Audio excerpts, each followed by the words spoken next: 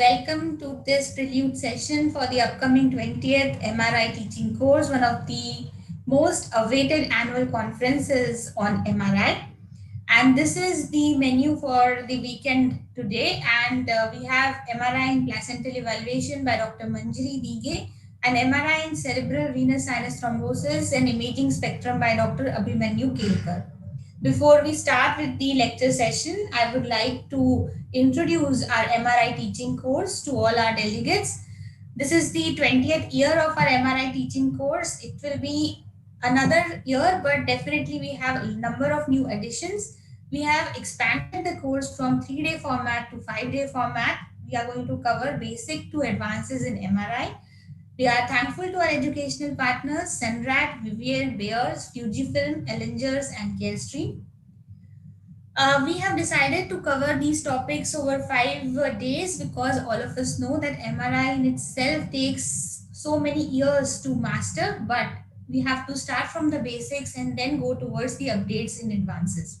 So day 1 will be on 7th of August, Saturday, and we'll be covering physics topics. Day 2 will be anatomy topics on MRI. That will be on 8th of August, Sunday.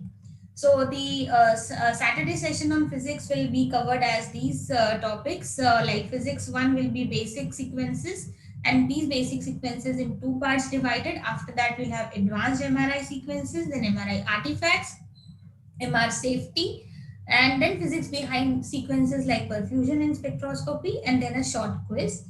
And again, reminding you, we have attractive prizes to be won throughout during the preludes, during the conference sessions, as well as during our posters, paper presentation as well. So please stay tuned. The next day session will be morning 9 a.m. to 2 p.m. covering all these anatomy topics. The main conference starts on 14th, 15th of August, and 22nd of August will be the third day after that. So we'll cover craniospinal imaging, that is CNS topics, one day. This will be Sunday, 15th of August, 9 a.m. to 5:30 p.m. covering all these topics in details from our experts. And one day we'll be covering entirely musculoskeletal imaging. That will be on 14th of August. And all these will be covered in details again. Throughout these sessions, we'll have short quizzes in between and attractive prizes to be won. And the next day will be 22nd of August, will be again a Sunday, and there will be a coverage of all these body imaging topics, that is beyond CNS and MSK. So we'll have our experts taking topics like breast pathologies and MRI, then cardiac imaging, MRCP, MRI focal liver lesion, how to approach LIRADS, what to report as a checklist format in chronic liver diseases, and many more important topics. And not only are nationally renowned speakers, but we do have a renowned panel of international speakers as well. We are thankful for their time and contribution. We have Dr. Jain Narang sir, Dr. Ashish Chawla, Dr. Vinil Shah on board, Dr. Ankit Tandon, Dr. Manjari Dige, Dr. Gaurang Shah, Dr. Asim Lahiri, Dr. Jimvu, Dr. Kedar Jambekar, Dr. Rajan Jain, Dr. Raj Kedar, and many others. So this was about the 20th MRI teaching course, dear friends, and we do have papers and posters, and we request you to please participate. The submission date, last date is 5th of August. Format is really simple, only 20 slides in PPT format you have to share with us. It has to be a maximum file size of 10 MB. You have to mail it to irmasterclass@gmail.com. So we await your posters and presentations, paper presentations, submissions. This is our organizing committee consisting of Dr. Deepak Patkar sir, the key force behind all these academic events, Dr. Sanjeev Mani sir, Dr. Jignesh Thakkar, Dr. Sharindra Singh, myself, Dr. Mitusha Verma, my colleague Dr. Gauri Ahuja, and our constant support Mamta Patkar ma'am, and the constant technical support Amit sir. So with this, we come to the point where we can start with the first session, and I'll take this opportunity to invite Dr. ABHIMANYU KELKAR sir, who is Director at PDS CT Scan Center and Omega MRI Center, Pune, Professor of Department of Radio Diagnosis at Bharati Vidyapeeth, Pune. He has experience of over 30 years in the field of radiology, and he has been examiners to many of us. He has several publications to his credits and delivered over 250 guest lectures. Today, he'll be taking the topic of imaging in cerebral venous sinus thrombosis, something which is really important for exam purposes as well as in our practice. So, thank you, sir, for your time, and let's begin with this talk now. At the outset, many thanks to the organizers of this MRCME, and special thanks to Dr. Patkar and Dr. Mitusha, who had been in my touch right from the beginning. What we'll do in 35-40 minutes is to see the various MR imaging features of a very common disorder, cerebral venous sinus thrombosis. The aspects which I'm going to cover in this particular talk are to dwell upon a little bit on the etiology of sinus thrombosis, which are the common clinical presentations of this disorder, what are the MRI and MRV techniques that we should employ in displaying the various abnormal signs in this condition, which are the pitfalls that one comes across in day-to-day imaging, how to overcome those pitfalls. And then we'll see a couple of cases, and we'll also see how to report these cases in your day-to-day practice. Why we should know about the diagnosis of sinus thrombosis? Because it's not a very infrequent disorder. If not early, it can be morbid and fatal. Clinical presentation may be very non-specific, and direct signs on imaging are not very common. So for these particular causes, I think we should be aware of the various MR signs in this condition. So there's a list of causes which we'll just go through rapidly. In many cases, we don't come across, we can't pinpoint the exact cause of this disorder.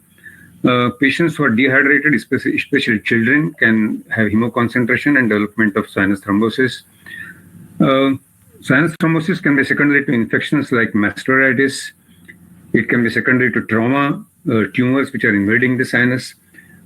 States which are hypercoagulable, which increase the blood viscosity, like patients on OC pills, sickle cell, polycythemia, and so on, paraneoplastic syndromes, and some inflammatory disorders like Behçet's, SLE, and inflammatory bowel disease.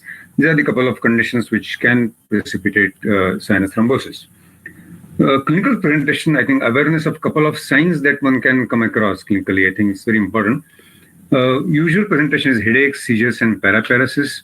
If the anterior cavernous sinus is involved in thrombosis, one can have ophthalmic symptoms like proptosis, ecchymosis, and palsies of third, fourth, sixth, and V1, first branch of fifth disorders.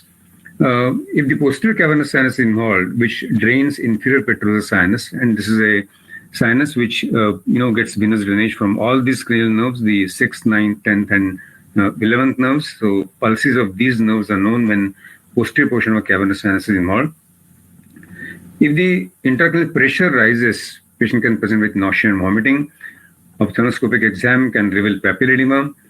There is a complex relationship between intracranial hypertension syndrome as well as intracranial hypotension with sinus thrombosis. So we'll deal that when we are discussing these cases. Important thing is that patient presented with headache and seizures. So seizures is a important symptom which makes the possibility of sinus thrombosis stand out separate from other clinical disorders. MR technique comprises of usual sequences, the combination of usual bread and butter T1 and T2 in multiple planes. It is important that one must include GRE and susceptibility weighted imaging to highlight presence of blood products either in the parenchyma or within the thrombosed vessels. So which are the various techniques that one uses to diagnose sinus thrombosis? One can either use a 2D time of flight venogram, which is a common sequence used. One can use a phase contrast MR venogram, or the gold standard is, of course, a contrast venogram with gadolinium, where we use a 3D TOF MR venography. So just go through the theoretical discussion of why and when we should use TOF, when we should use phase contrast, and so on. So time of flight has advantages of having shorter imaging times, very rapid, and quite sensitive to slow flow. However, because it's a T1 GRE based technique, we can get false positives from in-plane flow. So we can have flow enhancement, pseudo flow enhancement, or we can have false negative because of presence of methemoglobin. We'll discuss this while discussing cases. Phase contrast MR venogram offers better background separation and can detect flow in all directions. This technique, time of flight, is direction sensitive. If required, we can do flow quantification. There are hardly any false negatives, but this technique is more sensitive to motion, so probably can result into development of artifacts and turbulent flow provided the patient is not very compliant. Gadolinium enhanced MR venography gives beautiful images. There are no flow artifacts, and whenever in doubt, I would always recommend you go ahead and do a gadolinium MR venogram to get rid of any false positives and negatives that you come across in these two non-contrast MR venogram techniques. So when we do a non-contrast and contrast MRV, this is the difference in the appearance. You can see that on my right-hand side, you are seeing a non-contrast 2D TOF MR venogram. On my left-hand side, you have a contrast enhanced MR venogram. And see the beauty of opacification that you are seeing in the venogram, along with beautiful visualization of the deep veins as well as multiple superficial cortical veins and multiple tributaries. So this is one sequence which is actually very, very virtuous, and one should keep that in mind. What are the artifacts and pitfalls that one comes across while trying to interpret these venograms, and which are the various false negatives and positives that one comes across? Let's discuss this. I will dwell on the slides a little more in detail because this can actually deceive novice interpreting MR venograms. So a lot depends on what plane of acquisition we have employed while we are acquiring MR venogram. The default plane usually is coronal, but the plane of acquisition produces what are called flow gaps. So in a coronal plane of acquisition, we'll see that if this is the plane of acquisition, in sagittal MR venogram, we will see a flow gap in the posterior portion of superior sagittal sinus. So in coronal plane of acquisition, or for that matter, in any plane of acquisition, the portion of the sinus which is parallel to the plane of acquisition, sometimes can produce a flow gap. And these flow gaps are artifacts and should not be misinterpreted for thrombosis. So that's a flow gap when coronal plane of acquisition is employed. When we take an axial plane of acquisition, because the top portion of superior sagittal sinus is parallel to the axial plane, it produces a flow gap. And therefore, this again can be misinterpreted for thrombosis, which it is not. It is entirely an artifact related to the plane of acquisition.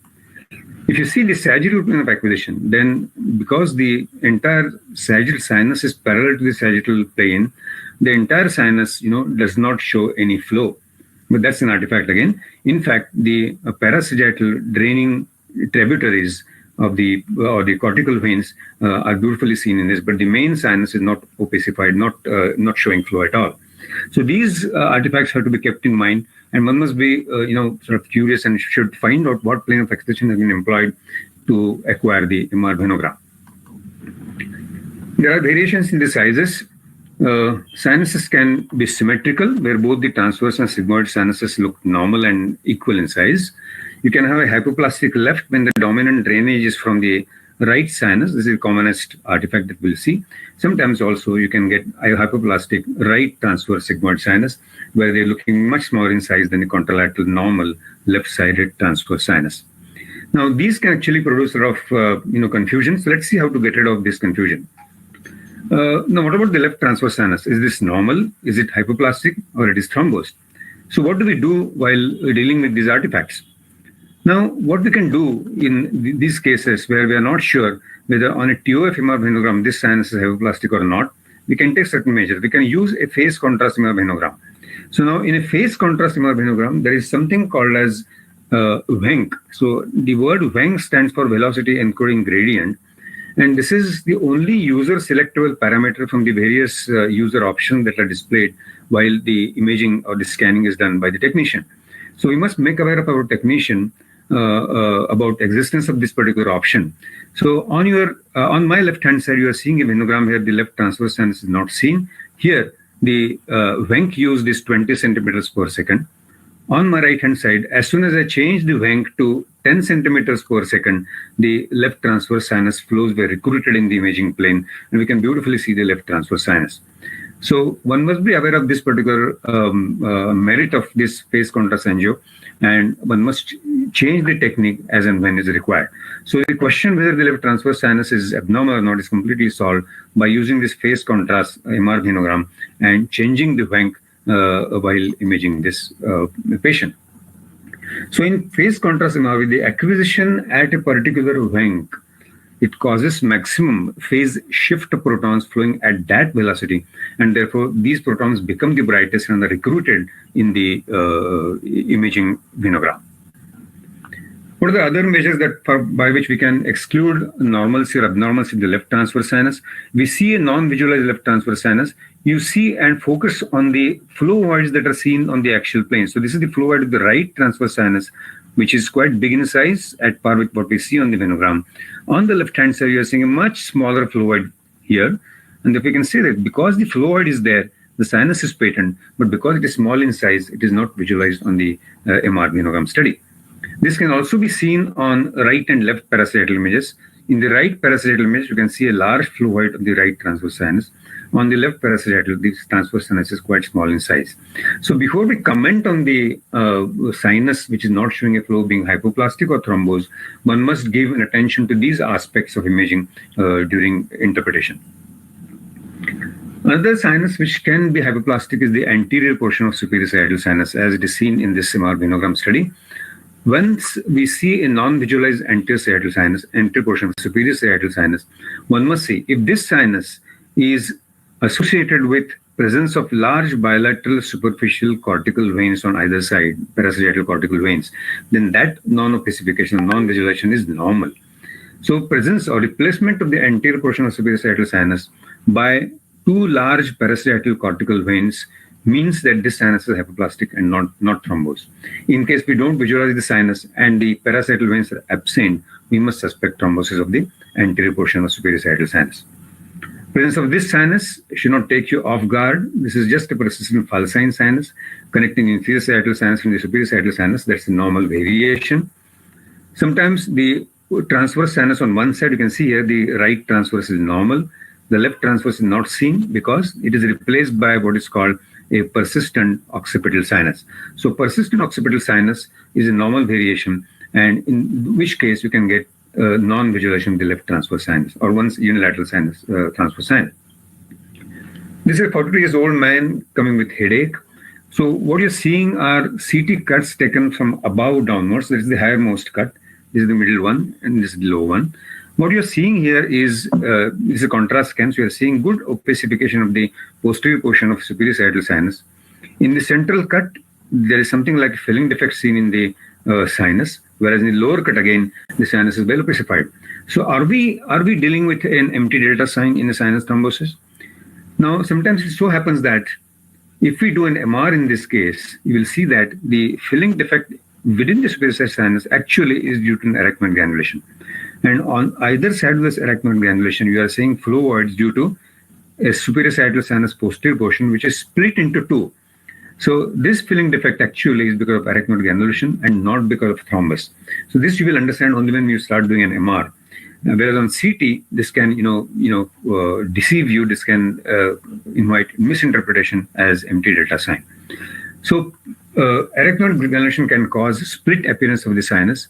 Same patient, when you do PCMR, then it showed splitting of the superior sagittal sinus posterior portion due to an arachnoid granulation. Arachnoid granulations can be notorious, and you can pick up. This is also a congenital splitting of the left transverse sinus, but here this is just an anomaly, and this is not associated with a arachnoid granulation. Now, in the next case, we'll see that the lessons learned from these two cases is split sinus or arachnoid granulation can mimic empty delta sign. Now, this is in source images from MR venogram. You're again seeing a very large filling defect. On a T2 weighted coronal images, this filling defect is looking quite bright because this is again an arachnoid granulation. And in this patient, an MR venogram had shown beautifully, another patient, of course, another patient showing an arachnoid granulation seen as filling defect at the confluence of the sigmoid and the transverse sinuses. Sometimes the right transverse sinus can show aberrant course. Here you can see that it's not the normal course, but in fact it's showing a wavy appearance. It is dipping inferiorly and then taking a transverse course here. So that we can sometimes make out by seeing the source images of MR venogram. After dealing with these pitfalls, we'll just see a couple of cases and how to report these cases in your day-to-day practice. So this is a straightforward case of sinus thrombosis, wherein on a FLAIR image, you can see an edematous left posterior parietal lobe here, and you are seeing a hyper intense sinus on T1 method images because it is showing subacute thrombosis. It is also seen on the T2 coronal image. On a right parasagittal section, the right transverse sinus is showing a normal flow height, so we are seeing a normal flow height here.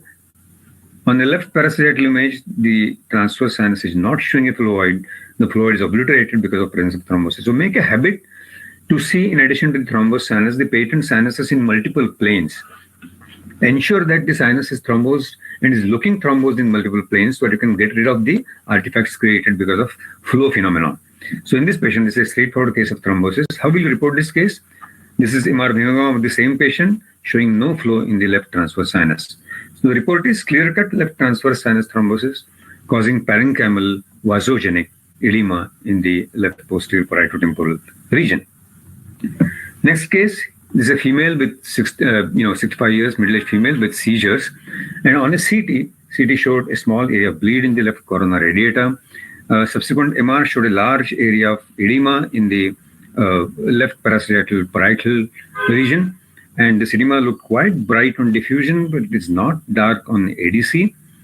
On a T1 matrix sagittal image, you are seeing that the sagittal sinus is bright looking, it is thrombosed. Even this, you can see the straight sinus is looking hyper intense, and these sinuses, these MR venogram images are not very good, but they definitely show absence of flow in the sagittal sinus as well as in the posterior portion of the straight sinus. So this is again sinus thrombosis. Edema is looking bright on diffusion because of a T2 shine through effect and not because of true restriction. So what will report in this? This is a case of sinus thrombosis where there is a large area of vasogenic edema in left parotoccipital region. Hyperintensity of edema on DWI is due to T2 shine through effect. You're also seeing a small focus of hemorrhage in the right coronary radiata. And you have, of course, the multiple sinuses which have been occluded.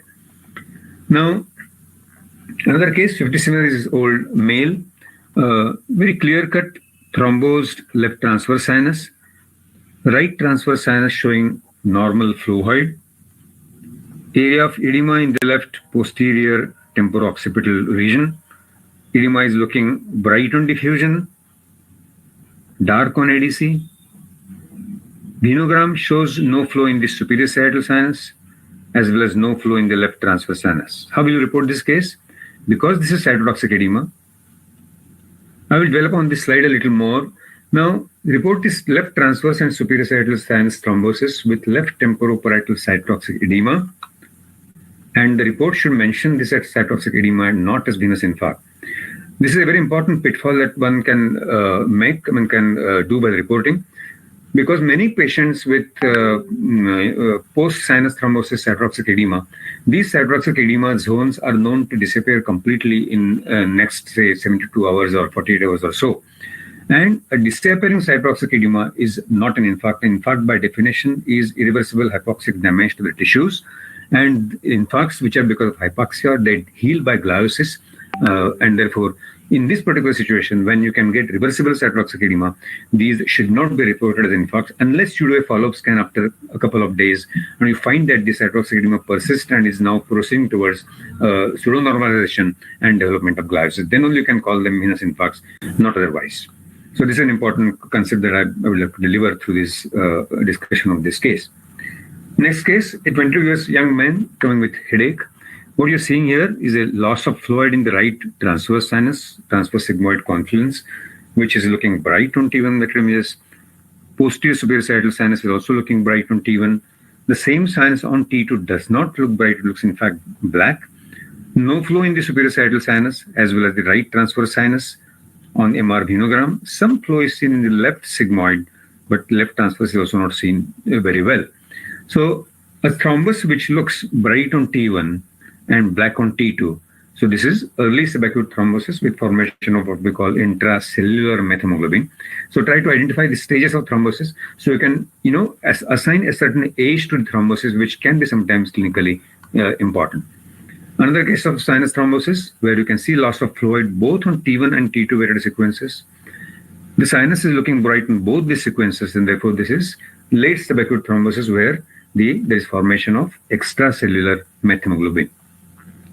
So what are the lessons learned through these cases? The signal of thrombosed sinus evolves with time. Carefully evaluate flow voids of dural sinuses, and these actually should form the review areas for reporting of brain MRs in day-to-day practice. In addition to seeing all the important structures, one must form a list of various what we call review areas, which one goes and sees them again after you draft out the report. Before you sign off the report, you must see these review areas where the lesions are most likely to be missed. This is a case presented with seizures of acute onset.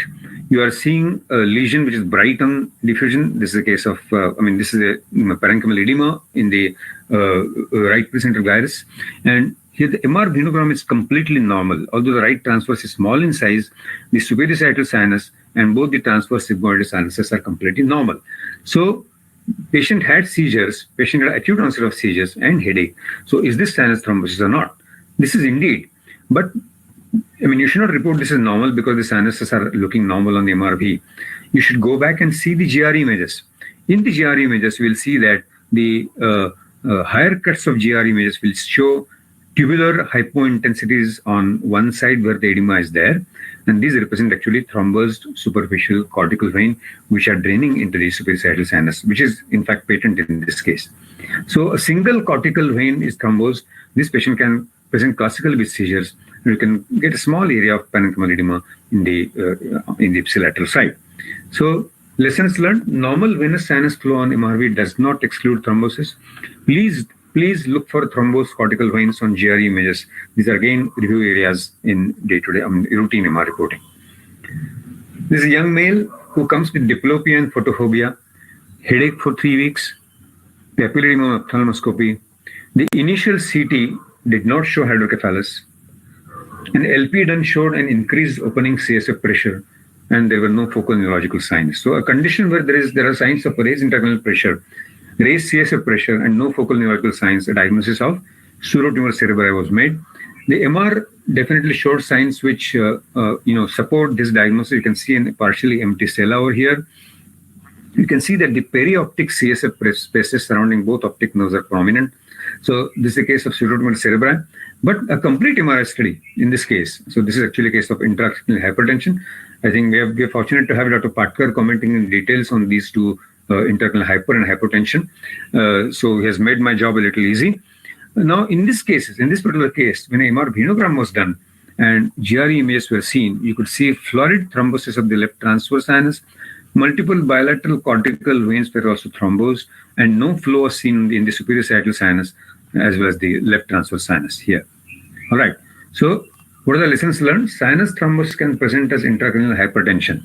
So, this is one thing that one must remember. When we diagnose intracranial hypertension, the pseudotumor cerebri diagnosis or intracranial hypertension syndrome diagnosis is not complete unless we exclude all causes of raised ICP.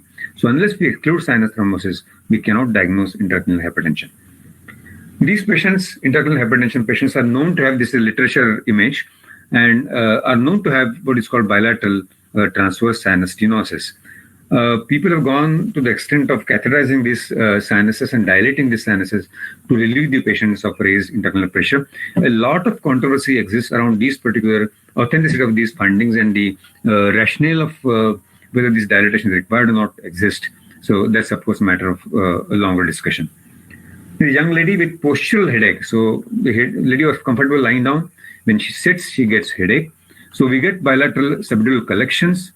And on contrast MRI, you are seeing intense enhancement of the pachymeninges. You are seeing loss of fluid of the left transverse sigmoid confluence. Normal fluid on right side. So this is again a case where we have left transverse sinus getting thrombosed. So what is the relationship in this? On MR venogram, you don't see any flow on the left side. The right sinus is showing good flow. The superior sagittal sinus is showing good flow. Normal fluid in the superior sagittal sinus on coronal images. You can see a markedly hyperintense sinus on the T1 weighted axial images. So actually, this is a case of intracranial hypotension. And intracranial hypotension is a condition due to CSF leakage. The leakage many times occurs in cervical spinal region. I will not dwell upon this. This has been explained by Dr. Patkar nicely. What happens is because of the loss of CSF in the intracranial space, the space which is dead space is made good by dilatation of certain structures like pituitary, which is known to enlarge in intracranial hypotension. There's meningeal congestion because of sagging of brain. Meninges get congested, they swell. They also occupy this dead space. In addition, there is definite enlargement of the venous sinuses. Because the venous sinuses diameter, shapes, they change from a triangular shape to a round shape. They dilate, because they dilate, there is stasis of the venous flow and development of thrombosis, quite well known in patients with intracranial hypertension. So this is an important relationship that one must keep in mind. So this is another case. You can see bilateral subdural effusions. Post-contrast study shows intense enhancement of pachymeninges, a known finding in intracranial hypertension, and huge filling defects in the transverse and sigmoid sinuses over here, beautifully seen. A couple of more images, you can see filling defects in the left transverse sinus as well as in the superior sagittal sinus. So florid, widespread sinus thrombosis presenting as intracranial hypertension. On a GR image, you can see thrombosed bilateral cortical veins. So 3 days later, this patient developed frank hemorrhage, which is shown on the CT, and of course the subdural collections are still persistent. So lessons learned: intracranial hypotension can result in sinus thrombosis. When we monitor this patient for resolution of sinus thrombosis, what is the period that is required for resolution? So this is a case which shows right transverse sinus thrombosis, no flow on MRV. This is July 20, 2001. This is August 7, 2001. And later on, you can see that in this September 24. So after July, about 6 weeks, you can see that the right transverse sinus is recanalized and showing flow, which is not showing any flow on the previous images. So in this particular case, the sinus thrombosis has taken about a little more than 6 weeks to resolve.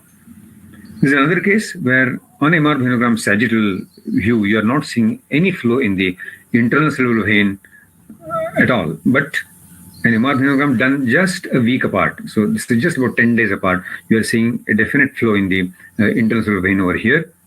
And you are also seeing a flow in the straight sinus, which you not seen in the previous MR venogram. So in this particular case, the resolution has occurred in much lesser time of 10 days. So lessons learned again: time report for resolution of sinus thrombosis can be very, very variable, and one should keep on monitoring the patient periodically for assessment of resolution. Another case, this is a 40-year man presented with acute severe headache, and on a CT scan, you are seeing opacification of bilateral sulci, and there's hemorrhage in the sulci. It's a straightforward case of subarachnoid hemorrhage. This patient, because had subarachnoid hemorrhage, was planned to have a DSA to exclude any intracranial aneurysm. While he was being shifted on a trolley from ward to the cath lab for a DSA, he worsened on the trolley and developed acute right-sided hemiparesis. A repeat CT scan showed worsening of the left-sided hemorrhage. Somebody thought of doing an MRI, thankfully, and MRI showed florid sinus thrombosis of superior sagittal sinus and left transverse sinus. So this is actually a case of sinus thrombosis which is presenting as subarachnoid hemorrhage. Another case I'll show, another similar case. What you're seeing is on the diffusion images is gyral hyperintensity. So we have a large area of parenchyma which is showing restricted diffusion. It is appearing dark on the ADC. On a GRE, multiple sulci are showing blooming. So there is a definite subarachnoid hemorrhage, which is confirmed on a CT as well. And on a coronal post-contrast CT, you are seeing a large filling defect in the right transverse sinus, which is not showing any flow on the MR venogram. So this is again another case of subarachnoid hemorrhage due to transverse sinus thrombosis, which is causing cytoplasmic edema in the right temporoparietal region. So lessons learned again: CVST can present as subarachnoid hemorrhage. So do we always say that when a sinus looks hyperintense, should we call it thrombosis? Sometimes you can have foxing flow artifacts in the sinuses, And if you see, this is a stack of multiple T1 axial images. In initial images, the lower slices can sometimes show bright signal sinus, which is called entry slice phenomenon. And if you see a T2 of the same patient, you will see that this is a normal fluid in the axial T2 weighted image in the superior sagittal sinus. Somebody can say, okay, this can be early subaqueous thrombosis, but then we should make a habit to see the same sinus in multiple planes and in multiple sequences to avoid this artifact. And MRI clearly has excluded any thrombosis of the superior sagittal sinus. In addition, you can say a right parasagittal, left parasagittal image, a right parasagittal image showing some bright signal in the transverse sinus, normal fluid in the left parasagittal image, and in the axial image, whatever bright signal we have seen on the transverse sinus is completely gone, and we are seeing a very nice fluid of the right transverse sinus. The left transverse sinus, of course, was showing normal fluid on the parasagittal as well as on the axial image. So, what are the lessons learned?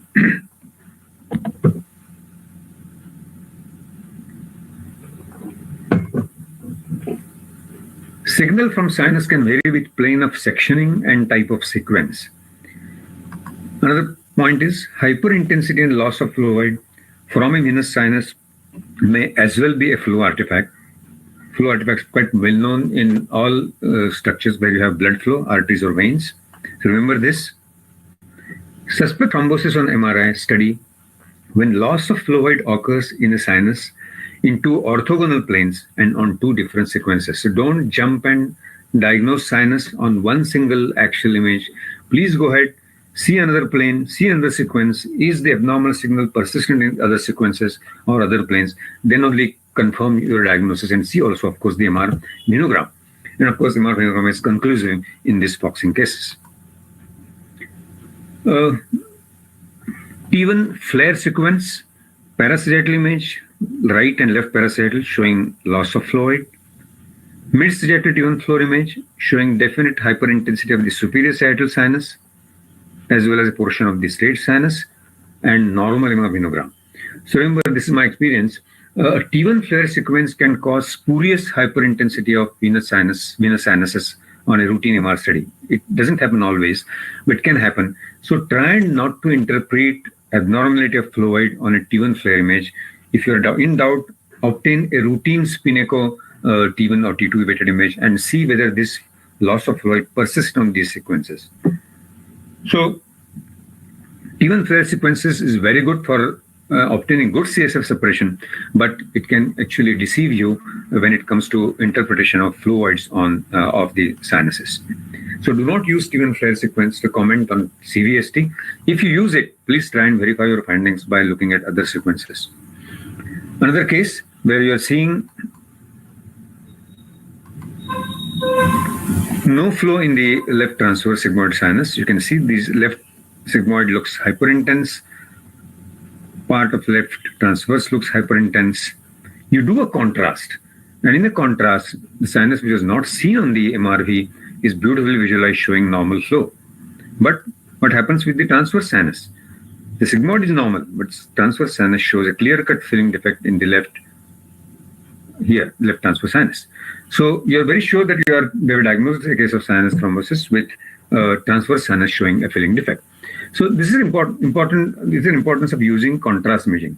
If you are not very sure about whether I'm dealing with an occluded sinus, I'm dealing with a flow artifact or something else, just go ahead and do a contrast venogram. Your degree of confidence in reporting will be much higher when you use a contrast venogram. And on a contrast venogram, you beautifully see that sinus is showing normal flow. So loss of flow in the left transverse sinus. If you used a phase contrast by reducing the Wenck, still you are not seeing any flow. On a contrast venogram, you beautifully see the sinus on the left side. So it's a normal sinus. It is small in size, so it's a hypoplastic sinus.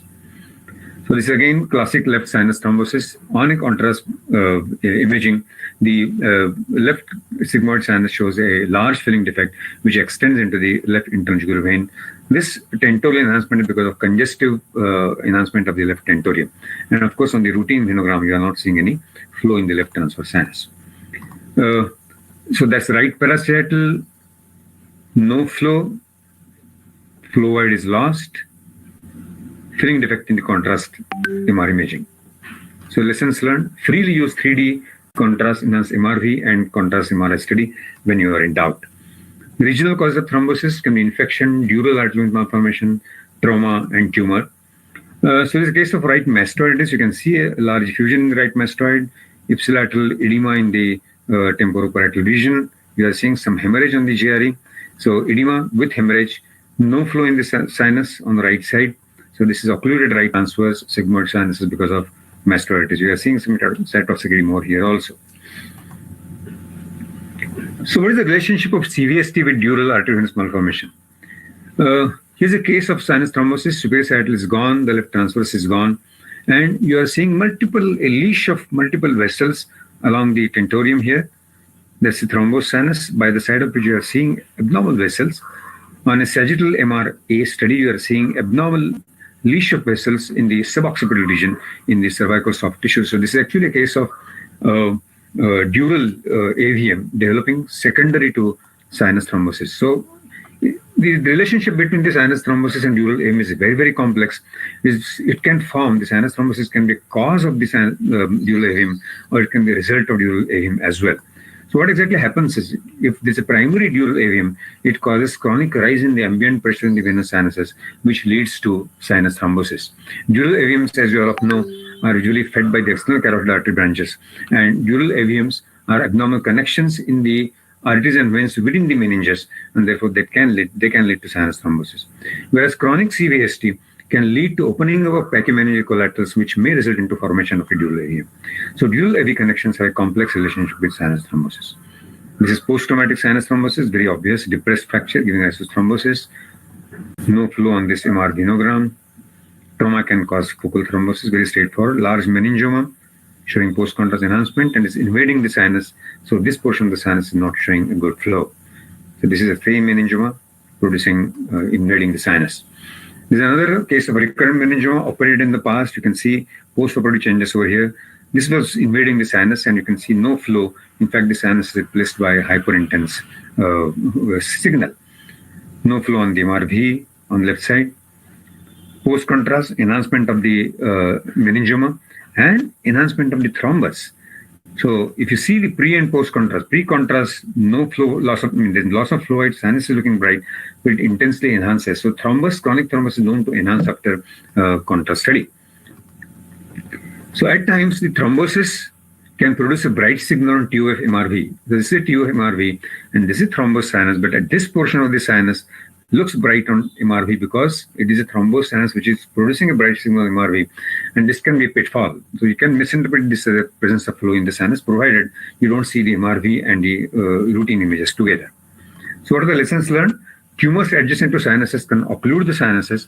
In fact, if the sinus is occluded, this is extremely good news for the surgeon, because surgeons can take out the tumor without any bleeding because the sinus is occluded. If the sinus is patent, it's a nightmare for the surgeon, because the hemorrhage, if it occurs while removing the tumor, can be very difficult to control during surgery.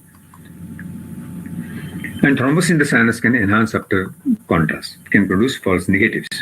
And thrombus can produce a bright signal on MRV. This also can produce a false negative. Couple of last slides. This is a young girl having large SDH, operated, and post-surgery one noticed that there's a loss of fluid in the left transverse sinus. And on an MR venogram, this sinus was looking irregular because there was a thrombosis. And the relationship between SDH and CVST is very rare again. This usually the thrombosis of the sinus in the SDH patients, the cerebral hematoma patients, is because of direct pressure, a mechanical compression of the sinuses. This is a neonate having intraabdominal stress and causing adrenal hemorrhage, which is seen on this neonatal sonography. Patient presented with hypoxic ischemic encephalopathy. On an MR diffusion, you see multiple areas of restricted diffusion and straight sinus showing extremely, dilated because of thrombosis. Thrombosis of superior sagittal and the straight sinus, as well as the intercerebral veins. So any stress in neonate can precipitate sinus thrombosis. This is the lesson. That's the lesson learned. Coming to role of SWI, SWI can pick up venous engorgement. So sludging of flow in cortical veins, which can at a later point in time develop thrombosis, because of more deoxyhemoglobin contained can be seen very well on deoxyhemoglobin, and it helps in early detection. I will take a minute or two. That's all. Is it okay? Yes, sir. So this is a case of a young man having headache. MRV and SWI on 20th of August. MRV is normal. SWI is not showing any abnormality. Just 2 days down the line, you can see that the SWI in the previous slide, see the number of medullary veins on either side on SWI, see the number of medullary veins here. So you can extremely, they are markedly increasing the number on either side. You have having thrombosis of the superior sagittal sinus very clearly in this image. On the MR venogram, you don't see any flow in the superior sagittal sinus here. So this patient, of course, went on to develop a bleed 1.5 days down the line. Couple of slides on deep venous system thrombosis. This is bilateral thalamic hyperintensities because of bilateral intracellular vein thrombosis. These are thalamic hemorrhages. You see no flow in the intracellular veins on the MR venogram. It's known to show very consistently. Intracellular veins are known to be visualized on the MR venogram. That's cavernous sinus thrombosis, post-contrast study.